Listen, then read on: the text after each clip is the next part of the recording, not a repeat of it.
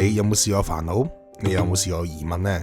當我哋有疑問嘅時候，我哋最應該做嘅就係提出發問，去揾到答案。但事實上，我哋又夠唔夠膽去提出發問呢？大家好，我係阿科，歡迎翻到每一科。我哋呢個 channel 咧，每個禮拜都會拍一條影片，去講下我嘅所見所聞同埋所學嘅知識，用初學杯麵嘅時間同大家一齊 brainstorm thinking。如果大家讀過 DSE 中文12篇範文嘅話咧，都會記得思雪曾經講過：人非生而知之者，孰能無惑？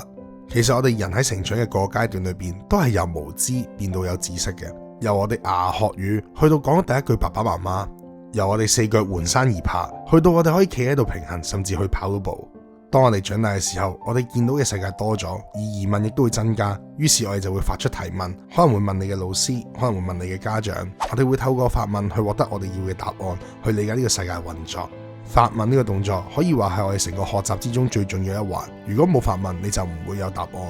但點解現今社會嘅人又好少發問呢？點解好多人寧願收埋自己唔出聲，都唔會去主動提出問題，而去揾到真正嘅答案呢？所以今日我哋要討論嘅話題就係導致到人唔願意發問嘅原因。問問題咧可以話係一門學問嚟噶，但係問問題咧原來都有技巧嘅。咁我之前就睇一本書啦，就係叫做你會問問題嗎？咁呢本書裏邊咧就好有趣嘅，佢係就係講一啲關於人類問問題嘅時候咧會遇到嘅問題啦，同埋我哋點解唔識問問題嘅。第一點就係自我保護機制啦。其實喺我哋仲係小朋友嘅時候呢，我一定會遇到嘅情況就係我哋有啲嘢唔識，而我哋會好想問父母，甚至我哋會好渴求快啲揾到個答案。於是我哋就會不斷追問父母。但好可惜嘅就係咧，當我哋提出發問嘅時候呢，好多嘅情況呢唔係獲得個答案，而係會直接俾老師或者父母咧去終止我哋發問，甚至我哋發問到一啲問題可能比較尷尬少少，或者可能係一啲我哋細細個唔識場合而講出嚟嘅問題呢，都會俾父母譴責甚至係打㗎。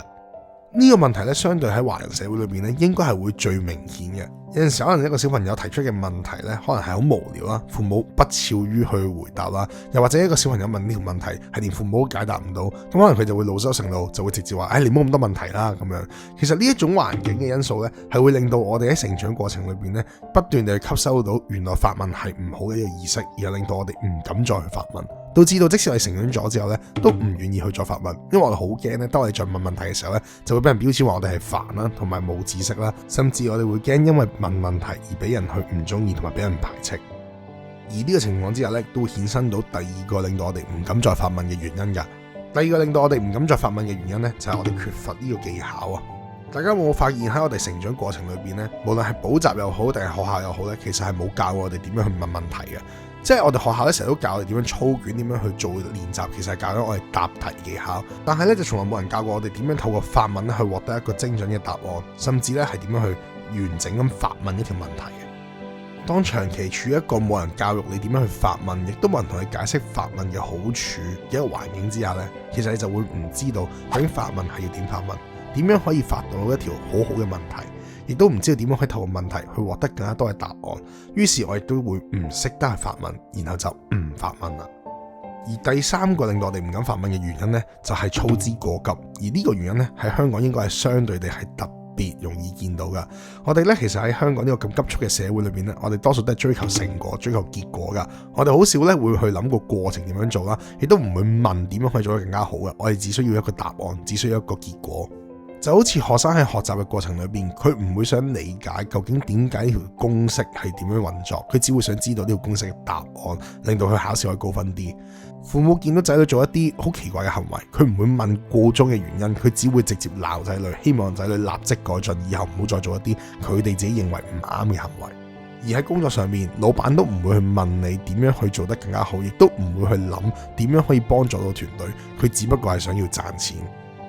好多時候咧，我哋呢個社會裏邊咧都係追求結果論多過我哋嘅過程噶，於是咧就會培養到個環境，就係令到我哋好想快啲去做到一個結果出嚟，甚至我哋嘅成長裏邊都俾人培養咗好似一個機器咁樣，我哋只需要做到一個好嘅結果就可以啦，而從來都冇人叫我哋去點樣去提出問題。於是咧，我亦都會慣咗點樣去快速揾到答案，而唔去思考問題，導致到我哋都越嚟越唔識得去問問題啦。